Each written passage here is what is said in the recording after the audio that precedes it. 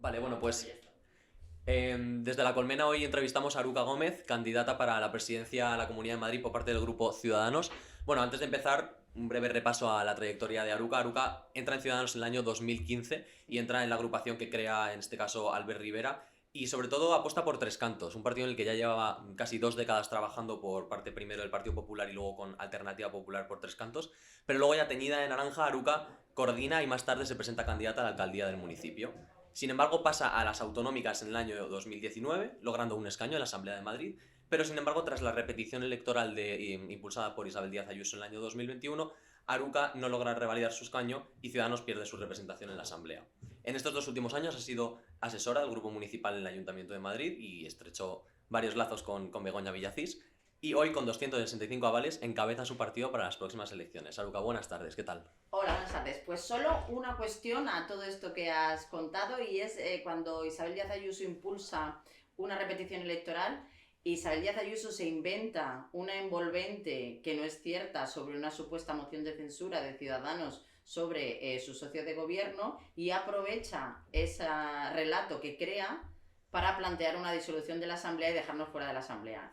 Esa es mi opción, entonces no podía dejar Se que eso... producía entonces, me imagino, un terremoto político en Murcia, también que podía afectar a Castilla y León, Y y, se aprovechó. y en Madrid vio la oportunidad, Sin según... embargo, nosotros unos meses antes, el Partido Popular nos puso una moción de censura en el municipio de Villaviciosa de Odón, quitándonos la alcaldía que era de Ciudadanos, y nosotros no tuvimos ninguna represalia con el Partido Popular. O sea que hay socios y socios. O sea que diríais desde Ciudadanos que desde la parte más a la derecha, especialmente por el Partido Popular, se ha intentado excluir a Ciudadanos municipio tras municipio, comunidad autónoma por comunidad autónoma. Claramente, claramente. Además ha sido una estrategia que lo que ha potenciado es un efecto Titanic, porque lo que hasta cualquier partido se van afiliados o entran afiliados continuamente. Y sin embargo, la entrada de afiliados nunca se reseñaba, solo se reseñaba afiliado a afiliado, pues cada semana para que el efecto Titanic fuera algo que incrementase el relato de Ciudadanos se está acabando, Ciudadanos se está hundiendo y un poco venderlo en los medios que luego riegan con dinero. O sea que... Entonces, para las elecciones de 2021 en la que Isabel Díaz Ayuso triunfa y Ciudadanos pierde toda la representación,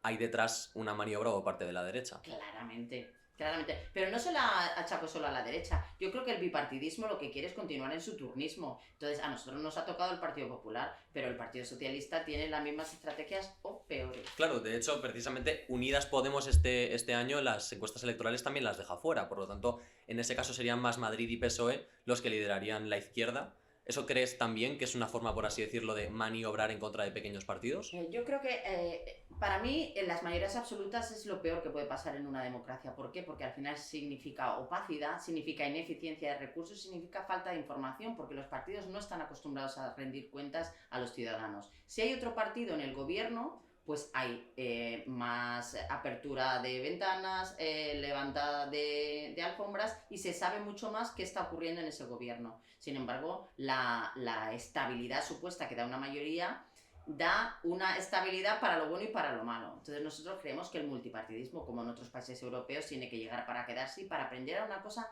que es básica, que hacemos en la familia, que hacemos en los trabajos y que se le exige a todos los demás personas, que es negociar.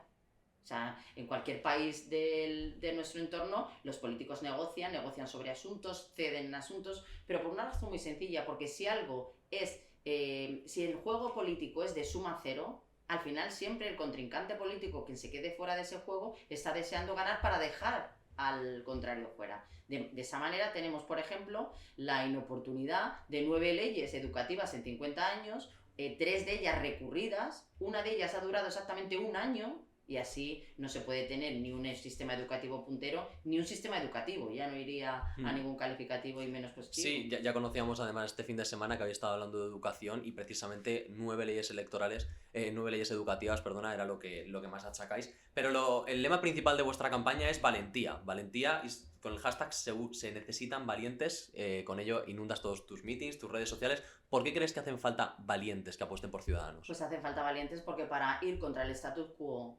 y las corruptelas que tiene este sistema bipartidista desde hace años, hace falta ser valiente. Primero porque te enfrentas a que las encuestas son continuamente ese tipo de encuestas, en las que no hay ni una línea naranja. Si hay un atisbo de línea naranja, es bueno, ha sido un repunte, pero volverán a caer. En ningún medio de comunicación nos dan cancha. O sea, es dificilísimo, a no ser que sean radios o periódicos locales.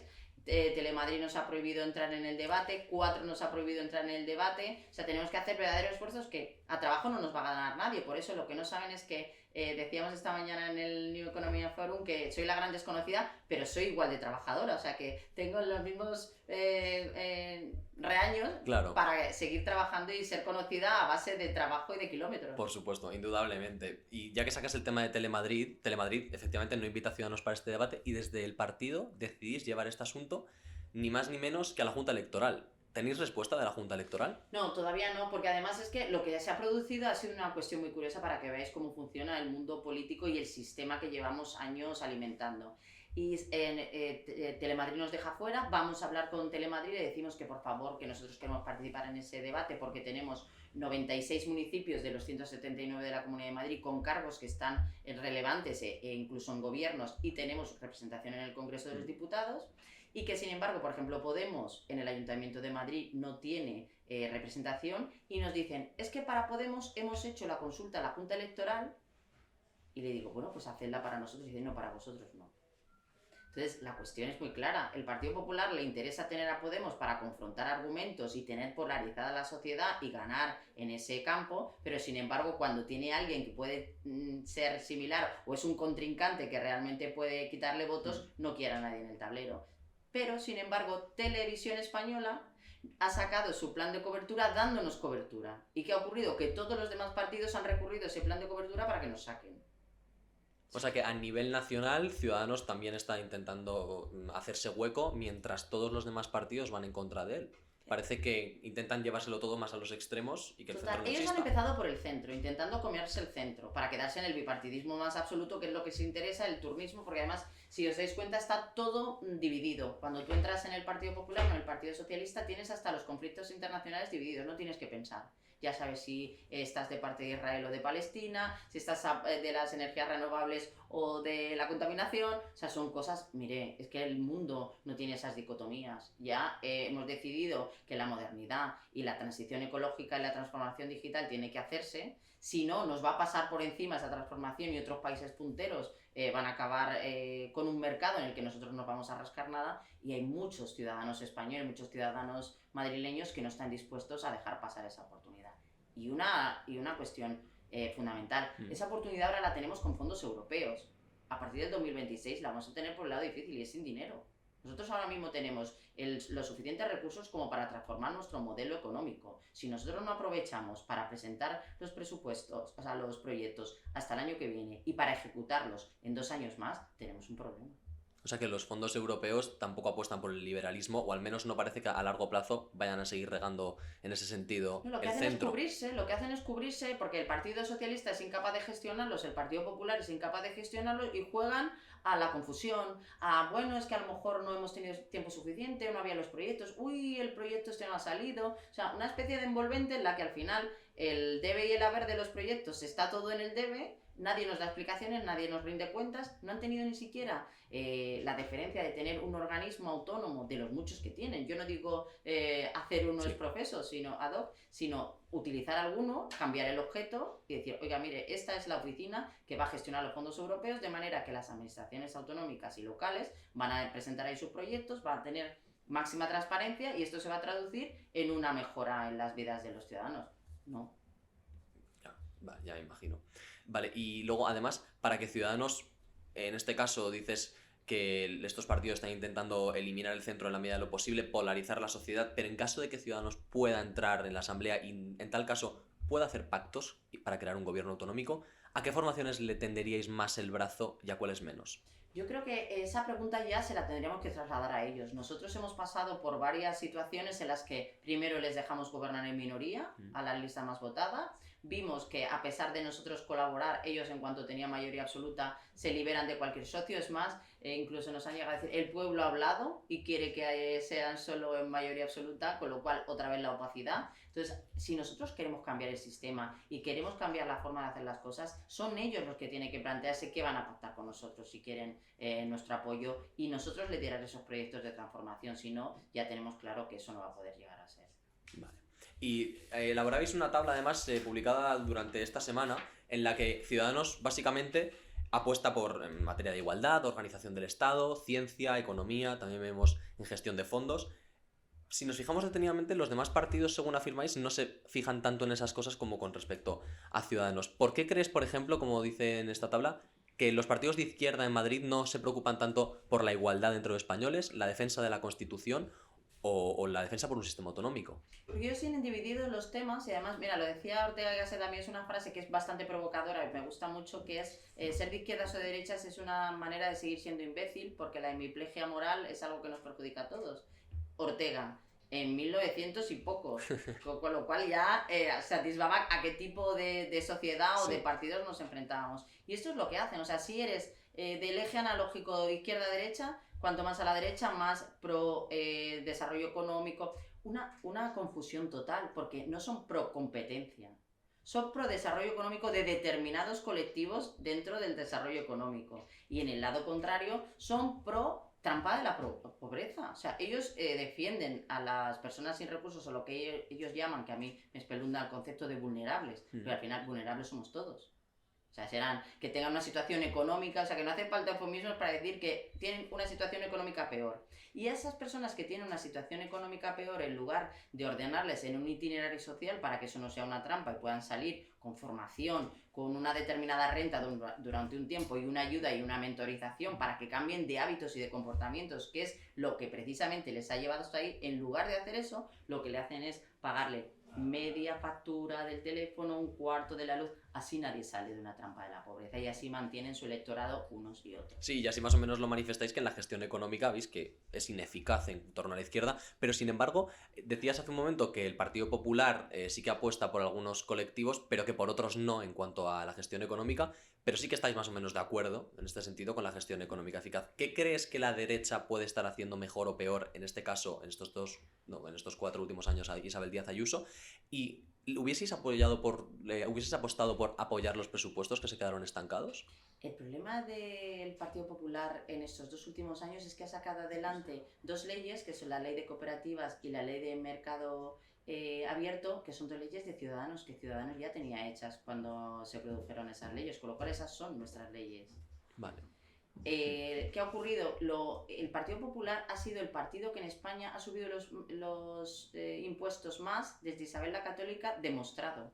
Y venden que no suben los impuestos, sino que lo bajan. O sea, lo que estamos acostumbrados es una ficción en la que tú, una cosa es lo que dices y otra cosa es lo que haces. Lo que nosotros hemos visto es que durante estos 2 años no se ha hecho absolutamente nada y las políticas han sido de zasca, crítica, abrir brechas, no tender puentes, y a nosotros eso es lo que nos preocupa, porque estamos, ya digo, que enfrentándonos a una situación de una transición en la que hay muchas personas que no tienen las herramientas que se necesitan para enfrentarse al futuro. Eso produce miedo, eso produce desconexión, eso produce aislamiento, y todas esas cuestiones deja a un ciudadano y a un individuo más manipulable de cara a que la ira de la propia persona le conduzca pues a dirigirla, como nos hace el Partido Popular, contra una persona determinada que encima está en otra administración, o contra otros que lo que hace es legitimar determinadas actitudes xenófobas, racistas y encima políticas totalmente inútiles. Entonces, lo que nosotros exigimos es que nuestros gobernantes rindan cuentas, tengan políticas con objetivos, con indicadores que tengan que ir cumpliendo, y sobre todo que al final no sea el presupuesto en lo que la gente se fije, que al final un presupuesto no deja de ser una previsión. Sino la efectividad de cumplirlo. La ejecución, es que nadie está en la ejecución. Cuando tú ves las ejecuciones, el Partido Popular ha llegado a cerrar un presupuesto con una orden en septiembre, y de septiembre a diciembre no se ha hecho nada para que le cuadren las cuentas. Entonces, nosotros no estamos en esa historia. ¿Crees que el presupuesto de Isabel Díaz Ayuso, por lo tanto, debería haber ido un poquito más allá y no cruzar los brazos durante los últimos meses? Exacto. Y eso lo hacen ahora que hay muchos partidos en liza y tienen que estar en una continua campaña electoral.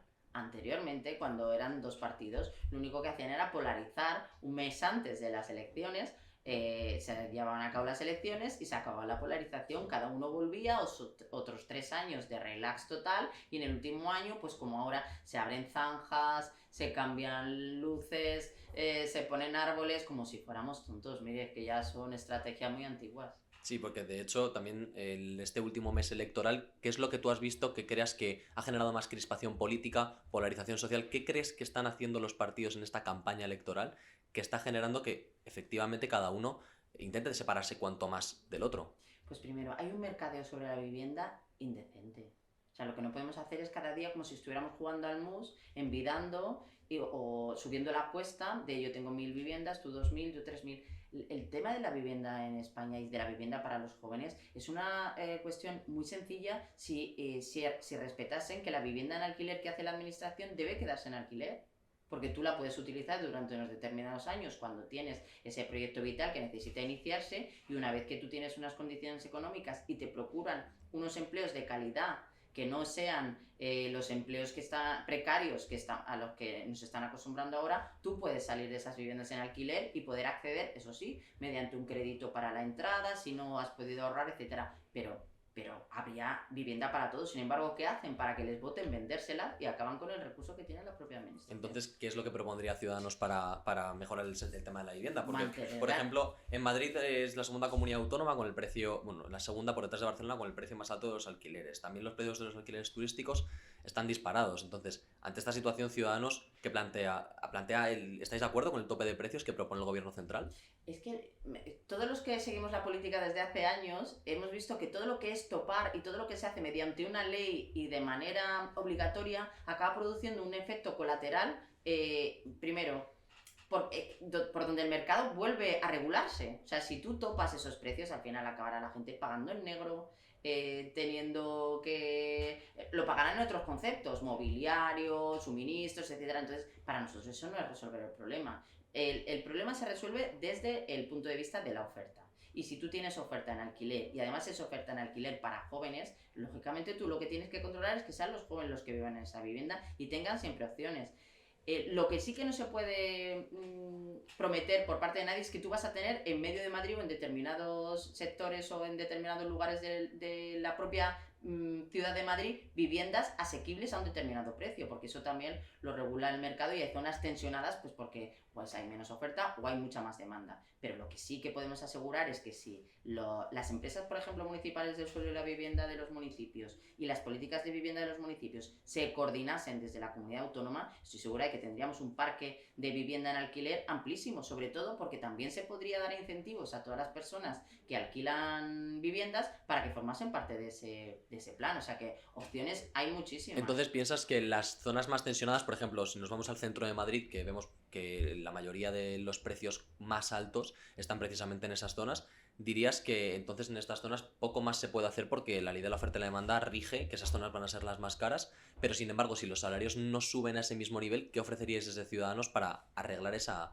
manera de descompensarlo? Sí, nosotros podemos incentivarlo con desgravaciones fiscales. Ellos podrían tener la seguridad de que pueden estar siempre alquiladas sus casas y que es la administración la que responde por los inquilinos, porque luego tenemos todo el problema de la ocupación que también va inherente a todo este tema de alquilar. Entonces, nuestro Ayuntamiento de Madrid, por ejemplo, con Mariano Fuentes, que ha sido concejal nuestro, ha impulsado desarrollos, el desarrollo del norte, el del sureste, un montón de desarrollos en los que se multiplica la opción. Al multiplicarse la opción, baja esa tensión porque también la gente va distribuyéndose a lo largo y ancho de las ciudades para poder tener eso. Y para distribuirse a lo largo y ancho de las ciudades, apostáis por la construcción, y para las que ya existen apostaríais, por lo tanto, por una rebaja fiscal. Claro, por incentivos. Es que te digo una cosa, en el tema de la vivienda casi todo está inventado y casi todo funciona o no. Nosotros, por ejemplo, proponemos, que es algo que parece que ha llamado mucho la atención y ha creado incluso polémica, que no entendemos por qué, porque en otros países se hace con la mayor normalidad, el asunto del co-living, que no es compartir piso. Porque nosotros, lógicamente,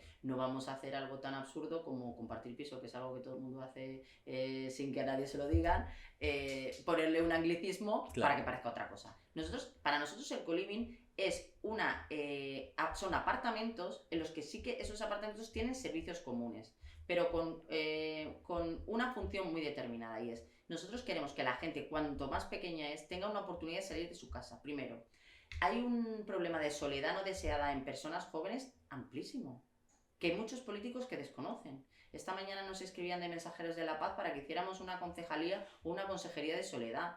Nosotros creemos que la vivienda en cooperativas o colaborativas tiene que ser una opción, pero no solo para las personas mayores, que el cohousing ya lo defendemos y ya a partir del Ayuntamiento de Madrid o en otros muchos municipios lo han llevado a cabo. ¿Por qué? Porque produce un envejecimiento activo, porque envejeces con más personas y realizando actividades dentro de esas viviendas y luego no estás solo. Porque esas muchas más personas. Y el co-living, nosotros lo que pretendemos es que se puedan desarrollar actividades que sean temáticas, por ejemplo, robótica, inteligencia artificial, cualquier cuestión científica, que tengan incluso habilitados talleres o laboratorios en la misma instalación para que lo puedan desarrollar y haya también un ecosistema en el que el emprendimiento sea algo habitual. Pero ni vamos a secuestrar a nadie en un co-living, ni vamos a obligar a nadie que vaya a un co-living, y tampoco es algo que evite que nosotros sigamos teniendo que proporcionar vivienda al alquiler, porque hay gente que tiene una trayectoria vital y un proyecto de vida con una familia. O sea, nosotros estamos hablando de personas de 18 a 25 años que quieran vivir en esas condiciones, les vamos a favorecer ese tipo de condiciones. ¿Por qué? Porque una cuestión que tenemos que tener en cuenta en la Comunidad de Madrid es que necesitamos emprendedores. Necesitamos gente que cree empresas, que cree empleos, que internacionalice empresas, que haga empresas grandes, y si nosotros no favorecemos eso desde que las personas están en FP o en bachillerato, nosotros estamos no abonando ese emprendimiento en los jóvenes. ¿Y crees que en Madrid hay suficiente infraestructura y suficientes recursos para apostar por el co-living de una forma totalmente amplia y que muchas personas, muchos jóvenes de hecho, podamos acceder a este co-living? Por supuesto, de hecho el 23 de mayo hay en el Colegio de Arquitectos un congreso de co-living, o sea que nosotros no seremos tampoco modernos o estaremos siendo tan básicos como para que es una solución más. Insisto, es una solución más. Yo creo que la opción de la vivienda tiene que ampliarse e innovar. O sea, nosotros lo que sí que no tenemos es miedo a innovar, a probar nuevas cosas, si funciona bien. Para eso tenemos la evaluación de las políticas públicas. Tú presentas una política pública, eres valiente, pones unos objetivos a esa política pública, pones unos indicadores, cumples esos indicadores, cumples los objetivos, fenomenal. No, el método startup. Hay que modificarlo, evaluarlo y volverlo a evaluar para mejorarlo, sin ningún problema. Lo que no podemos hacer es lo que hacemos ahora, que es esconder la cabeza debajo del ala, intentando disimular que la política no ha salido bien y mantenerla en los presupuestos como si no pasara nada. Esa sería básicamente la apuesta por la vivienda por los jóvenes, pero luego si nos vamos a las familias, Ciudadanos parece presentarse como el único partido, según decís, que apuesta por las libertades de la familia. ¿Qué entendéis por las libertades de la familia y por qué los demás partidos, como vemos en la tabla, no apuestan de esa misma manera?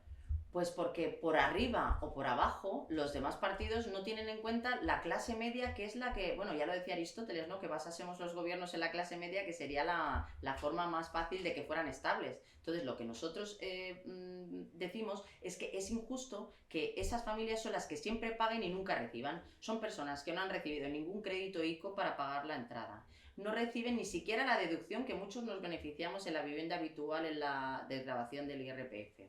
No tienen bonificaciones de ningún tipo, pagan sus colegios religiosamente, no acceden a las escuelas infantiles porque superan la renta. Al final son los paganines de todo este sistema y corremos el peligro de que esas personas al final se vean fuera del sistema o que no les compensa. Entonces eso va creando un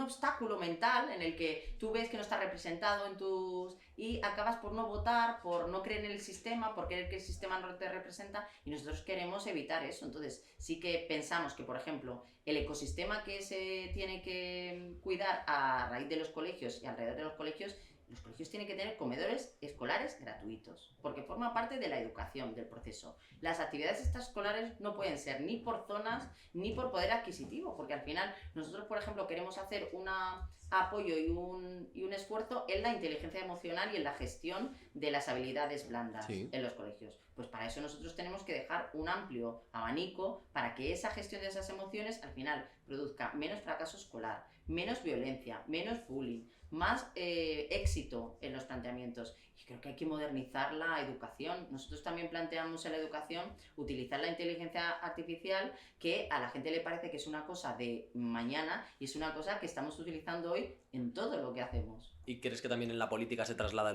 el uso de la inteligencia artificial? ¿Crees que se debe hacer política teniendo muy en cuenta este contexto de digitalización masiva? De hecho hay un TED que os recomiendo, que es cómo sustituir a los políticos por inteligencia artificial, que es una cuestión ¿No te da miedo eso? No me da miedo porque yo creo que la inteligencia... Soy una friki de la tecnología, pero sin embargo sí que creo que la inteligencia humana no va a ser superada por la inteligencia artificial. Sí que es verdad que nos va a facilitar la vida, porque nos va a facilitar las decisiones. La gestión de datos que hace una inteligencia artificial no la hace un humano. pero sí que nosotros creemos que hay otros muchos datos y otras muchas cuestiones que el humano tiene en cuenta y que la máquina no. Entonces siempre necesitará un humano, pero necesitamos humanos para que la filosofía con la que se hacen los algoritmos tenga en cuenta determinados colectivos, que no tenga sesgos, que además que sea igualitario. O sea, hay muchas cuestiones jurídicamente, qué va a producir, quién va a ser el responsable. Hay muchísimos temas de algo que ya está implantado en nosotros, porque Netflix lo que te recomienda es una inteligencia artificial, porque gestiona tus datos, ve más o menos qué tipo de igual que cualquier red social. Sí, exacto, o cualquier marketplace que también analiza lo que tú compras Sí. y te recomienda cosas. Eso es algo que ya está ocurriendo. Entonces, yo quiero que mi gobierno utilice una inteligencia artificial y una identidad digital, por ejemplo, social, en la que vean qué pueden hacer por mí, en qué situación estoy, qué itinerario necesitaría. Luego, por ejemplo, la educación es fantástico. Que además yo creo que el peligro es que hay determinados sistemas y determinadas dictaduras, países en el mundo, que se justifiquen porque luego sean eficaces y útiles, por ejemplo, en el tema de la educación, como puede ser China, cuando lo que están haciendo es utilizar inteligencia artificial para la evaluación y para el aprendizaje. O sea, una máquina, cuando tú resuelves insistentemente un problema en esa máquina, entiende el patrón y entiende dónde está la confusión y sabe exactamente en cada alumno cuál es el problema que tiene. Si eso se lo da al profesor, el profesor puede realmente saber dónde está el problema y trabajar contigo dónde es donde tú tienes ese problema. Sin embargo, ahora mismo el sistema educativo, pues como hay tantas personas, tantos alumnos en el aula, continúa y te deja atrás con esa falta de entendimiento, de pedagogía en ese tema. Nosotros creemos que se puede utilizar para muchas cosas. Claro, y a nivel educativo sí que la inteligencia artificial sería aplicable prácticamente sin trabas por lo que parece, pero sin embargo, si nos vamos a esa parte social de la que hablabas, de que se puede determinar lo que nos gusta, lo que no, el tema de que hablabas del marketing que utilizan la inteligencia artificial, ¿no crees que eso a nivel ideológico, a nivel político, también podría influir? Es decir, que la inteligencia artificial nos polarice más como sociedad, porque hoy en día, gracias a los algoritmos de algunas redes sociales, nos llega la información según lo que buscamos. Entonces, en ese sentido, ¿crees que la polarización de la sociedad podría ser prácticamente una consecuencia de la inteligencia artificial? Claro, porque al final la inteligencia artificial lo que hace es potenciar el comportamiento que hay. O sea, no es que lo provoque, lo único que hace es potenciarlo. Y al final es que nosotros mismos, cuando tenemos un amigo en alguna red social que piensa diferente, le borramos, le quitamos porque nos molesta ese ruido. O sea, que lo único que hace la inteligencia Alimenta artificial el sesgo. es, exacto, alimentar el sesgo. Entonces, ¿qué puede hacer la política? ¿Qué hace actualmente la política? Utiliza los datos contra ti, de manera que sabe dónde vives, lo que votas y yo lo cuento muchas veces, pero si tú tienes un socavón en tu torre de edificio y ellos saben que ahí vota un determinado partido, a lo mejor ese socavón se queda ahí todo el mandato, toda la legislatura, y sin embargo quitan el socavón del de enfrente porque son de su partido. Y eso lo saben porque gestionan datos. Entonces, lo que no me vale es que gestionen datos para hacer esas cosas, partidismo y política, y no lo hagan para beneficiarme. Claro, Entonces lo que yo sí que pido de mis políticos es que se anticipen. O sea, si la inteligencia artificial está ya, lo que no es normal es que, por ejemplo, Extremadura tenga una ley para regularlo y la Comunidad de Madrid no. O sea, que nosotros siempre vamos detrás del problema. Cuando tú vas detrás del problema no consigues nada. Por ejemplo, el Partido Popular ha dicho que esta va a ser la legislatura de la vivienda. A lo mejor no puede ser la legislatura de la vivienda porque cuando se acaben los fondos europeos no tenemos trabajo. ¿Y quién va a comprar la casa? ¿Y quién va a poder vivir solo? Yo lo que pido es que haya alguien utilizando esos datos y anticipándose para que eso vaya acompasado. Pero igual de acompasado que son los desarrollos urbanísticos que hay, los PAUs, que llegan las personas y no hay ningún servicio. No hay un centro de salud, no hay un colegio, no hay un instituto. Y eso no lo podían saber. Claro que lo pueden saber, pero ¿qué ocurre? Que da igual. Porque al final ellos piensan, aquí me votan, aquí no me votan, aquí lo pongo. En nuestra visita, que ya vamos por la segunda vuelta en la Comunidad de Madrid a determinados municipios, alucinaríais de lo que hemos visto. O sea, es que cosas que tú crees que es el sesgo es ideológico, el sesgo es simplemente para quedarse en el poder.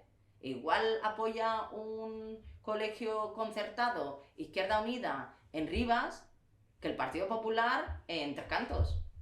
¿Por qué? Porque al final, si ellos pueden adoctrinar En esos colegios les da igual el formato, que sea sostenido con fondos públicos o privados. Ellos lo que buscan es mantenerse en el poder. Entonces, lo único que han elaborado el eje analógico bipartidista es una situación cómoda para ellos e incómoda por el ciudadano, por una razón muy sencilla. Nosotros seguimos pagando impuestos y creyendo que hay alguien a los mandos anticipándose y no tenemos a nadie, ni el otro día leía sobre la competencia, que los de combustible habían tenido alguna que otra falta de competencia y se habían puesto de acuerdo en los precios de los combustibles y les había caducado el expediente de sanción.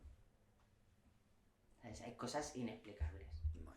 Y por último, en el tema de la sanidad, porque es una de las cosas que más ruido están haciendo dentro de la Comunidad de Madrid, ¿qué opináis desde Ciudadanos sobre la gestión pública que se está haciendo desde el Partido Popular de Ayuso y cómo mejoraríais la situación?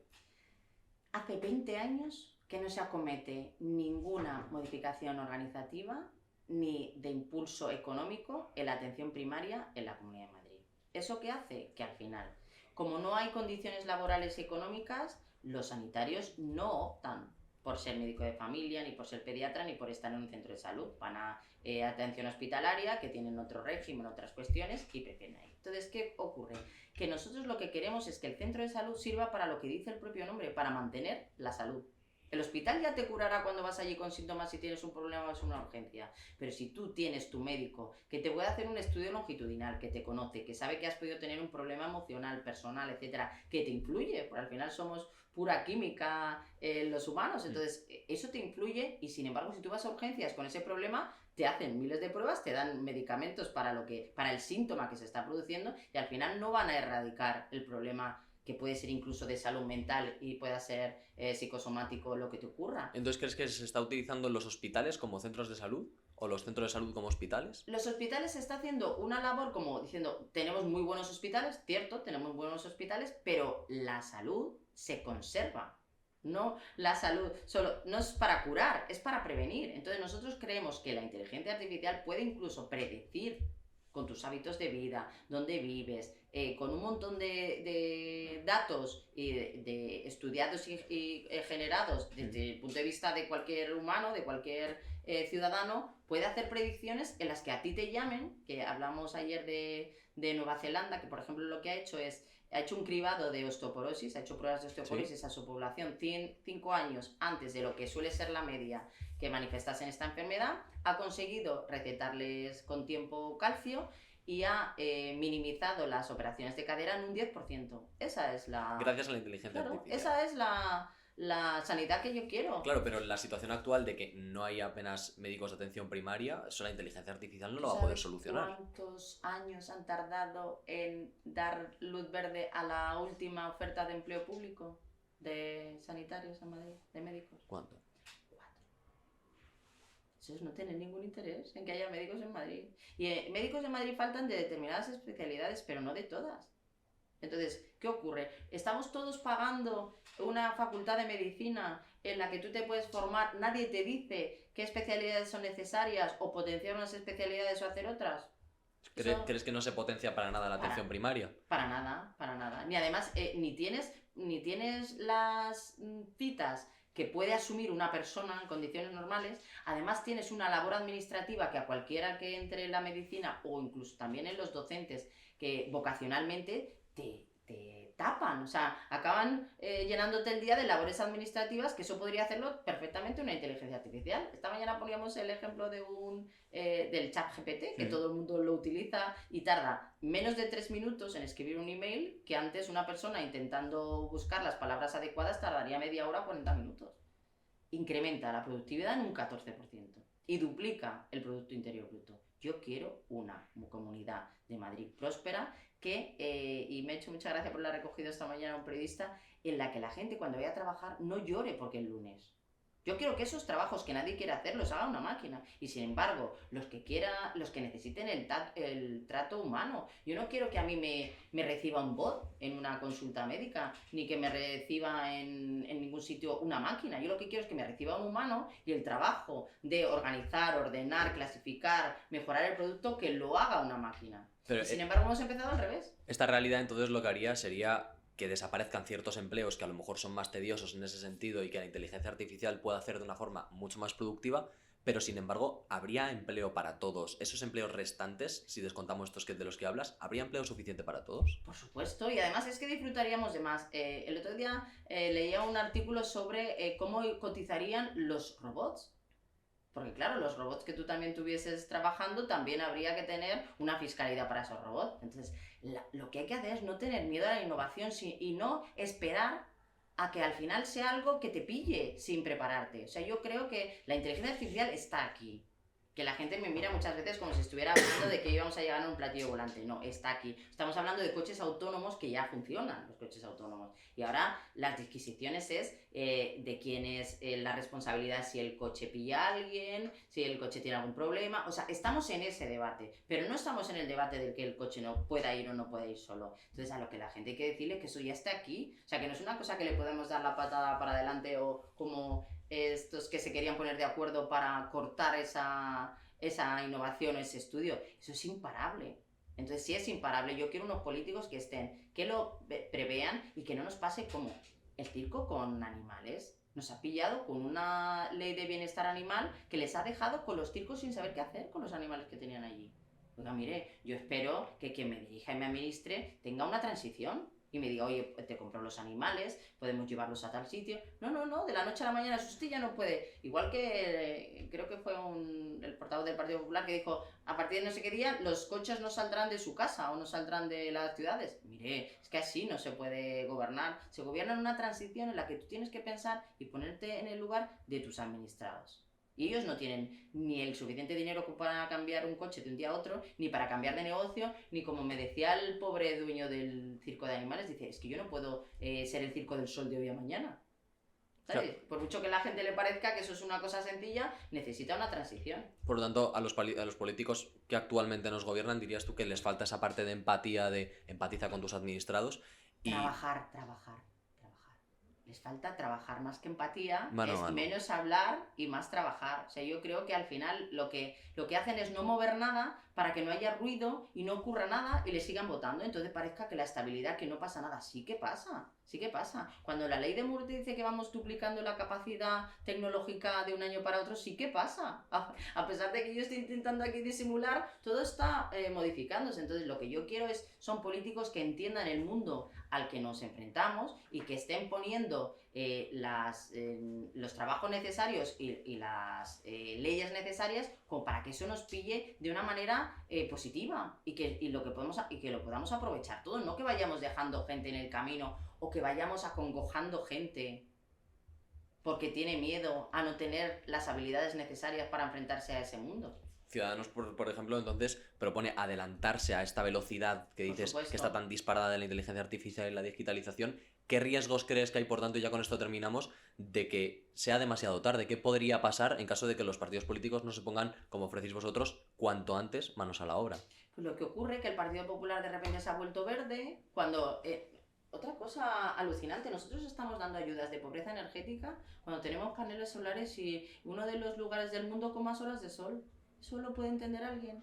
Que Europa nos ha dado miles de millones para que nosotros hagamos esa transición energética, los paneles los tenemos y lo único que habría que hacer, que nosotros lo propusimos en el 2020, y es conciliar con los bancos que tengan hipotecas verdes y pasaportes verdes para que adelanten el dinero, que es lo que no quieren hacer las comunidades de propietarios, o mucha gente no lo puede hacer porque no tiene esos ahorros, igual que lo hablábamos antes para las entradas a la vivienda. Sí. Si hubiéramos hecho eso, la gente podría estar disfrutando de los paneles solares y de casas con una eficiencia energética y un gasto energético nulo. Y sin embargo estamos aquí intentando disimular y luego les ponemos a los niños sombra en los colegios. Oiga, y si a lo mejor esa sombra que le pones en los colegios fueran paneles solares, a lo mejor luego podían refrigerar las aulas. Digo yo, en vez de proponer que saquemos a los niños a la calle, que cuando yo iba al colegio ya nos sacaban a la calle. Eso no puede ser una novedad. Y después de la última propuesta de que nos abaniquemos, eso también es algo que hemos hecho siempre, abanicarnos, salir a la calle a tomar el aire. Esperamos unos políticos que estén a la altura no solo de nuestras expectativas, sino de los tiempos que corren. Anticiparse, por lo tanto, a todos los problemas que vienen. Y ya por último, Aruka, ¿qué crees que como persona, más allá de todas las medidas de las que podamos haber hablado durante toda esta entrevista, como persona, qué crees que puedes aportar a la Comunidad de Madrid?